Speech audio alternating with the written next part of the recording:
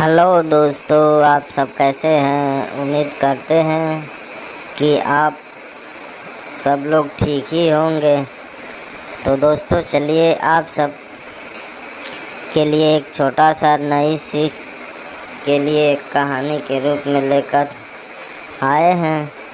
अगर आप लोगों को यह कहानी अच्छी लगे तो हमारे चैनल को सब्सक्राइब ज़रूर करिएगा और शेयर भी कर दीजिएगा।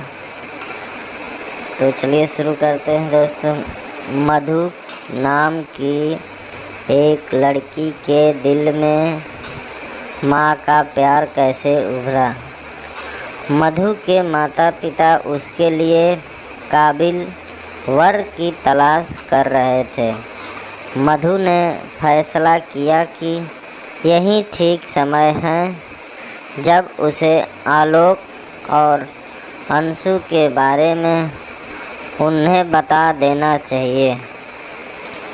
पापा, मैं आपको आलोक के बारे में बताना चाहती हूँ। पिछले कुछ दिनों से मैं उसके घर जाती रही हूँ। वह शादीशुदा था। उसकी पत्नी सुहानी की मृत्यु कुछ वर्षों पहले हो चुकी है। उसका एक लड़का अंशु है जिससे वह बड़े प्यार से पाल रहा है। मैं आलोक को बहुत अच्छी तरह से चाहती हूँ। मधु के कहने पर उसके पापा ने पूछा, तुम्हें उसके शादीशुदा होने पर कोई आपत्ति नहीं है? बेशक उसकी पत्नी अब इस दुनिया में नहीं है। अच्छी तरह सोच कर फैसला करना, यह सारी ज़िंदगी का सवाल है।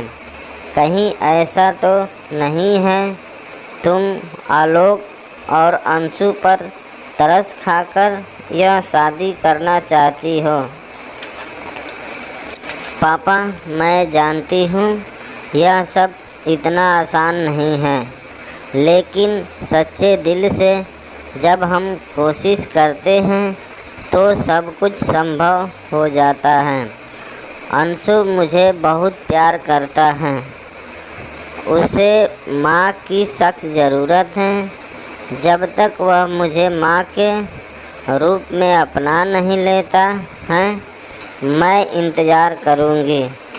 बचपन से आपने मुझे हर चुनौती से जूझने की शिक्षा और आज़ादी दी है।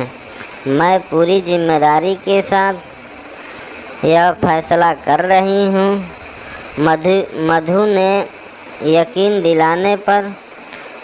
के यकीन दिलाने पर उसकी माँ ने कहा, मैं समझ सकती हूँ अगर अंशु के लालन पालन में तुम आलोक की मदद करोगी तो उस घर में तुम्हें इज्जत भरपूर प्यार मिलेगा।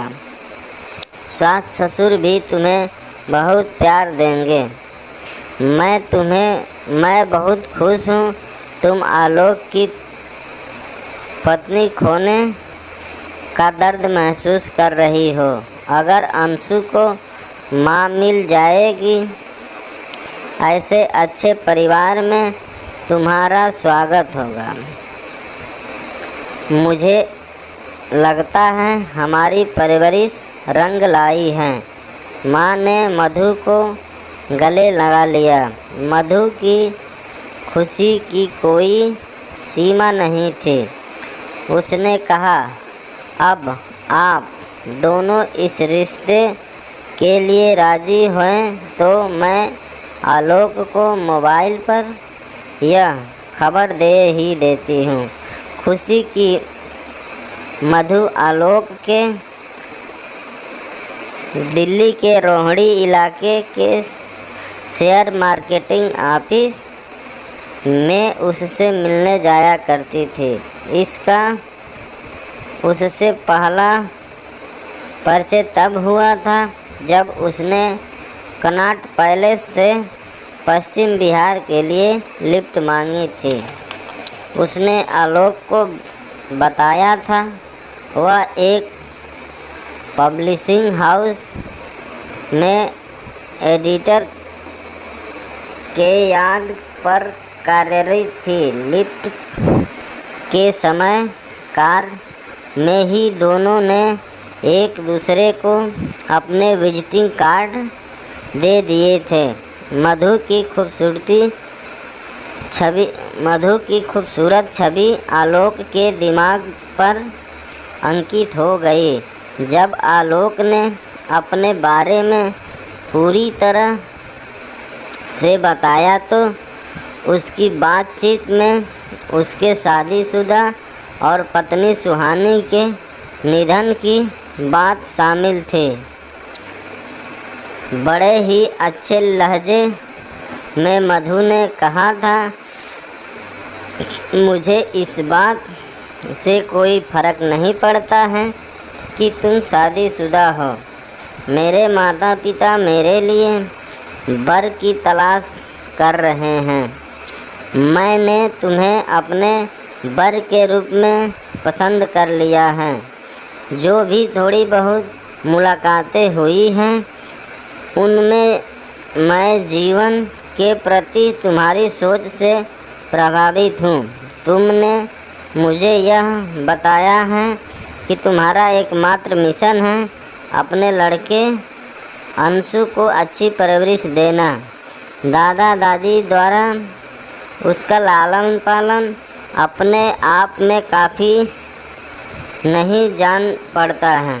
यदि हमारा विवाह हो जाता है तो यह मेरे लिए बड़ी चुनौती का काम होगा कि मैं तुम्हारी मदद उसकी परवरिश में करूं। मुझे काम करने का शौक़ है। मैं चाहूँगी कि अपना पब्लिशिंग हाउस का काम जारी रखते हुए घर के कामकाज को सुचारू रूप से चलाऊं। आलोक ये सब बातें ध्यान से सुन रहा था। बोला, सुहानी के मृत्यु के बाद मुझे ऐसा लगा कि मेरी दुनिया अंशु के इर्द गिर्द सिमट कर रह गई है। मेरा पूरा ध्यान अंशु को पालने में केंद्रित हो गया। जिंदगी के इस पड़ाव पर जब मेरी तुमसे मुलाकात हुई वो मुझे एक उम्मीद दिखी कि चाहे तुम्हारा साथ विवाह के बाद एक मित्र की तरह हो या पत्नी की हैसियत से, मुझे तुम पर पूरा भरोसा है। अगर तुम्हारे जैसी खूबसूरत और समझदार लड़की सारे पहलुओं का जायज़ा लेकर मेरे घर आती है तो अंशु को, माँ और परिवार को एक अच्छी बहू मिल जाएगी। मधु ने आलोक को यकीन दिलाते हुए कहा था, इसमें कोई शक नहीं है कि मुझे कुंवारे लड़के भी विवाह के लिए मिल सकते हैं, लेकिन मुझे विवाह के बाद की समस्याओं से डर लगता है। इस समाज में लड़कियां शादी के बाद जला दी जाती हैं। दहेज की बलि चढ़ाकर उन्हें तलाक दे दिया जाता है या ससुराल पसंद न आने पर लड़कियों को वापस मायके आकर रहना पड़ जाता है। तुमसे मुलाकात के बाद मुझे लगता है ऐसा कुछ मेरे साथ नहीं होने वाला। तुम्हारी तरह अंशु को पालने का चैलेंज मैं स्वीकार करती हूँ। तुम्हारे घर आकर अंशु से मेल जोल बढ़ाने का काम मैं बहुत जल्द शुरू करूँगी। अपनी मम्मी को यकीन में लेकर मेरे बारे में बात कर लो। एक बात और मैं बताना चाहूँगी मैंने एमए साइकोलॉजी से कर रखा है। उसमें चाइल्ड साइकोलॉजी का विषय भी था। दूसरे दिन शाम को मधु आलोक के घर पहुँची। आलोक की माँ ने उसका स्वागत मुस्कुराते हुए किया और कहा, आओ मधु, तुम्हारे बारे में मुझे आलोक बता चुका है। मधु ड्राइंग रूम में सोफे पर आलोक की माँ के साथ बैठ गई। अंशु की आवाज़ सुनकर वो वहाँ आ गया। आंटी को पहली बार देखा है? कौन है? क्या आप दिल्ली में ही रहती हैं? अंशु ने पूछा। हाँ, मैं दिल्ली में ही रहती हूँ। मेरा नाम मधु है। अगर तुम्हें अच्छा लगेगा तो मैं तुमसे मिलने आया करूँगी। अंशु की ओर निहारते हुए बड़े प्यार से मधु ने उससे कहा, तुम अपने बारे में बताओ। कौन से गेम खेलते हो? किस क्लास में पढ़ते हो? शर्माते हुए अंशु ने कहा, मैं क्लास 3 में पढ़ता हूँ। नाम तो आप जानते ही हो। घर में दादा दादी हैं, पापा हैं। उछल के उसको आंखें आंसू से भर आई थी। उसने आगे कहा, आंटी, मैं मम्मी को फ़ोटो आपको दिखाऊंगा। मेरी माँ का नाम सुहानी था। जो आगे वो नहीं बोल पाया। अंशु को मधु ने गले लगा लिया। बेटा, ऐसा मत कहो। माँ जहाँ भी हैं वे तुम्हारे लिए हर काम को ऊपर से देखती हैं। वे हमेशा तुम्हारे आसपास ही कहीं होती हैं। मैं तुम्हें बहुत प्यार करूँगी। तुम्हारी अच्छी दोस्त बनकर हर रोज़ तुम्हारे पास आया करूँगी। ढेर सारी चॉकलेट, गिफ्ट और गेम्स लाकर तुम्हें दूँगी। बस तुम रोना नहीं। मुझे तुम्हारे स्वीट स्माइल चाहिए। बोलो, दोगे ना? एक बार फिर मधु ने अंशु को गले से लगा लिया। आलोक की मम्मी ने चाय बना ली थी। चाय पीने के बाद मधु वापस अपने घर चली गई। आलोक की माँ ने उसे मधु के बारे में बताते हुए कहा, मुझे मधु बहुत अच्छी लगी। अंशु से बातचीत करते समय मुझे उसकी आंखों में माँ की ममता साफ दिखाई दी। इसके जवाब में आलोक ने माँ को सुझाव दिया, अभी कुछ दिन हमें इंतज़ार करना चाहिए। मधु को अंशु से मेल जोल बढ़ाने का मौका देना चाहिए ताकि यह पता चले कि वह मधु को स्वीकार कर लेगा। इसके बाद मधु ने स्कूटी पर अंशु के पास आना जाना शुरू कर दिया। वह अच्छा खासा समय उसके साथ बिताती थी। कभी कैरम खेलती तो कभी उसके साथ अंताक्षरी खेलती थी। उसकी पसंद की खाने की चीज़ें पैक करवा कर उसके लिए ले जाती तो कभी उसे मूवी दिखाने ले जाती थी। एक महीने में अंशु मधु के साथ इतना घुल मिल गया कि उसने आलोक से कहा, पापा आंटी को घर ले आओ। वे हमारे घर में रहेंगी तो मुझे बहुत अच्छा लगेगा।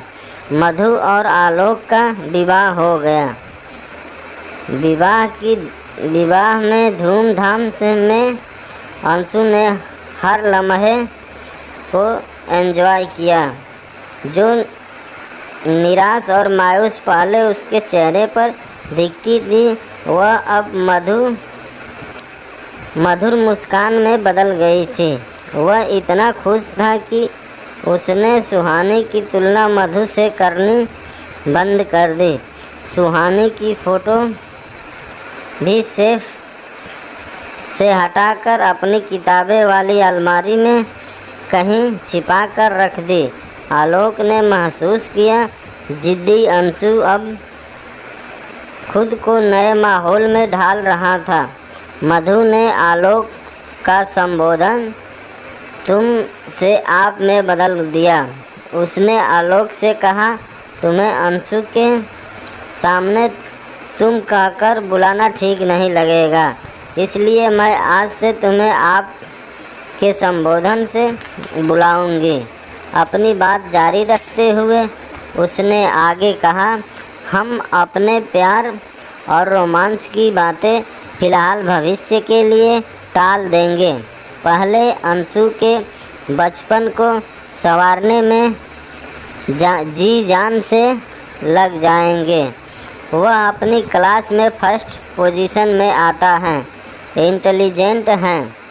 जब यह सुनिश्चित हो जाएगा कि अब वह मानसिक तौर पर मुझे माँ के रूप में पूरी तरह स्वीकार कर चुका है, तब हम हनीमून के लिए किसी अच्छे स्थान पर जाएंगे। यह सुनकर आलोक को अपनी हमसफ़र मधु पर वह गर्व महसूस हो रहा था। खुश होकर उसने उसका हाथ अपने हाथ में लेकर चूम लिया। वे दोनों शादी के बाद दिल्ली के एक रेस्टोरेंट में कैंडल लाइट में डिनर ले रहे थे। घर लौटते समय उन्होंने कनॉट पैलेस से अंशु की पसंद की पोल्ट्री पैक करवा ली थी। वे दोनों आश्चर्यचकित थे। जब वापसी पर अंशु ने मधु से कहा, मम्मा आपने देर कर दी, मैं कब से आपका इंतज़ार कर रहा था। मधु ने पोल्ट्री का पैकेट उसे पकड़ाते हुए कहा, अंशु यह लो तुम्हारी पसंद की पोल्ट्री, तुम्हें यह बहुत अच्छी लगेगी। अंशु की खुशी उसके चेहरे पर फैल गई। अंशु चौथी कक्षा बहुत अच्छे अंकों के साथ पास कर चुका था। मधु की माँ की ममता अपने शिखर पर थी। उसने अपने बगीचे में अंशु की पसंद की फूलों की पौधों के माली से कहकर लगवा दिए थे। जैसे जैसे ये पौधा फल फूल रहे थे, मधु की ओर लगता था कि वह भी माली की तरह अपने क्यूट से बेटे को देख रेख कर रही है। आत्मसंतुष्टि क्या होती है उसने पहली बार महसूस किया। शाम के समय जब आलोक घर आता था तो अंशु उसका फूलों के गुलदस्ते से स्वागत करता था। मधु का ध्यान अंशु की पढ़ाई के साथ उसकी हर गतिविधि पर था। उसने उसे तैयार किया कि वह स्कूल में होने वाले सांस्कृतिक कार्यक्रमों में बढ़ चढ़कर हिस्सा ले। अंशु के स्टडी रूम में शेल्फ पर कई ट्रॉफियाँ उसने सजा कर रख ली थी। तब खुशियों के होते हुए पिछले 2-3 साल अंशु ने अपना बर्थडे यह कहकर मनाने नहीं दिया कि ऐसे मौके पर उसे सुहानी माँ की याद आ जाती है। दूसरे के बच्चों को पालन कितना मुश्किल होता है यह महसूस करते हुए उसने तय किया कि कभी वह अंशु की सुहानी माँ के साथ बिताए लम्हों के बारे में हतोत्साहित नहीं करेगी। अंशु का विकास वह सामान्य परिस्थिति में करना चाहती थी। जैसे जैसे उसका शोध कार्य प्रगति पर था, उसे अभी प्रेरणा मिलती रही कि सब्र के साथ हर बाधा को पार कर वह अंशु के समुचित विकास के काम में विजेता के रूप में उभरे। उसे उम्मीद थी कि जितना वह इस मिशन में कामयाब होगी उतना ही उसे आलोक और सास ससुर का प्यार मिलेगा। दोनों के रिश्ते की बुनियादी दोस्ती भी प्यार और रोमांस के लिए भविष्य में समय उपलब्ध था। आलोक मधु की अब तक भूमिका से इतना खुश था कि उसकी इच्छा हुई किसी रेस्टोरेंट में शाम को कुछ समय उसके साथ बिताएं। कनॉट पैलेस की एक ज्वेलरी शॉप से अच्छी उसकी पसंद के कुछ जेवर खरीदकर उसे गिफ्ट करते हुए उसने कहा, मधु, वैसे तो तुम्हारे पास काफ़ी गहने हैं, लेकिन मैरिज एनिवर्सरी न मना पाने के कारण हम कोई ख़ास खुशी तो नहीं मना पाते हैं। यह गिफ्ट तुम यही समझ कर रख लो कि आज हम अपने विवाह की वर्षगांठ मना ली हैं। मम्मी पापा को इसके विषय में बता सकती हो। हम धूमधाम से तभी एनिवर्सरी मनाएंगे जब अंशु अपना जन्मदिन खुशी के साथ दोस्तों को बुलाकर घर मनाना शुरू कर देगा। रेस्टोरेंट में उन दोनों की बातचीत बड़ी प्यारी भरी हुई। डिनर के बाद जब वे रेस्टोरेंट से बाहर निकले तो आलोक ने मधु का हाथ अपने हाथ में लेकर उसका स्पर्श महसूस करते हुए कहा, मधु, मैं इंतज़ार में हूँ कि कब हम लोग हनीमून के लिए किसी हिल स्टेशन पर जाएंगे। जब ऐसा तुम भी महसूस करो मुझे बता देना। हम लोग इसी बहाने अंशु को भी साथ ले चलकर घुमा लाएंगे।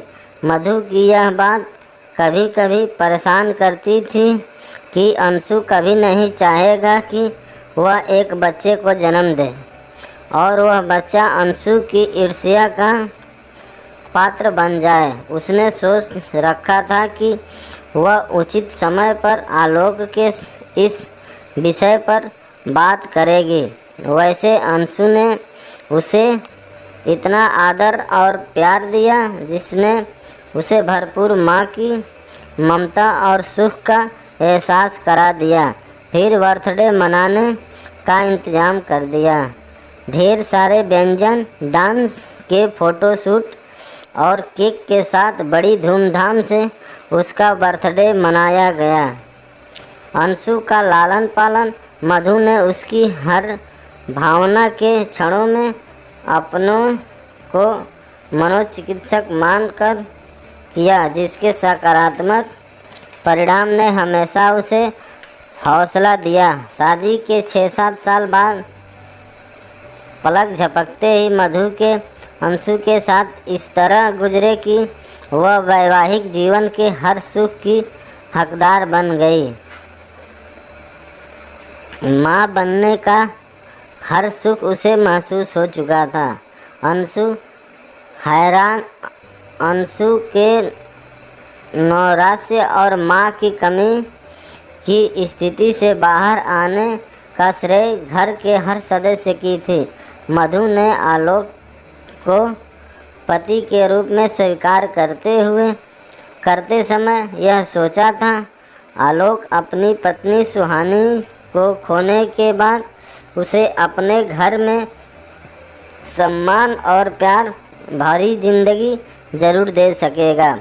उसे अंशु की माँ के रूप में उसकी सख्त ज़रूरत है। पहली नज़र में उससे मिलने पर उसे अपने सारे सपने साकार होते हुए जान पड़े। तभी तो उसने आई लव यू कहने के स्थान पर खुश होकर उसने कहा था, आलोक, तुम हर तरह से मेरे जीवन साथी बनने के काबिल हो।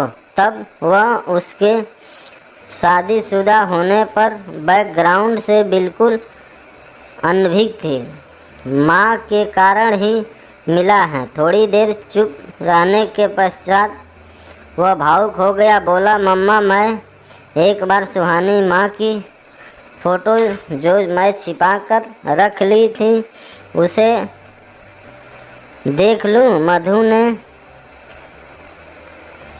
कहा, हाँ, क्यों नहीं, ले आओ, हम सब उस फोटो को देखेंगे। मधु की आंखों से आंसू छलक पड़े थे। भावुक होकर उसने कहा, अंशु, मैंने कहा था ना, तुम्हारी माँ सुहानी हर समय तुम्हारे आसपास होती है। अब तुम कभी उदास मत होना। सुहानी माँ भी यही चाहती है, तुम हमेशा खुश रहो। उस रात आलोक ने मधु को अपनी बाहों में लेकर जी भर प्यार किया। इन भावुकता भोर लम्हों में मधु ने आलोक को अपना फैसला सुनाते हुए अपील की, आलोक, इतना आसान नहीं था मेरे लिए अब तक का सफ़र तय करना। तुम्हारा साथ मिला तो यह सफ़र आसान हो गया। मुझसे वादा करो कि कमज़ोर से कमज़ोर क्षणों में तुम मुझे माँ बनाने की कोशिश नहीं करोगे। अंशु से मुझे पूरा मातृत्व सुख हासिल हो चुका है। मैं उसके प्रतिद्वंदी के रूप में कोई संतान पैदा नहीं करना चाहती हूँ। दोस्तों, आप सबों को मेरा स्टोरी कैसा लगा, कहानी अगर अच्छी लगी हो तो लाइक सब्सक्राइब ज़रूर कर दीजिएगा। प्लीज़, धन्यवाद।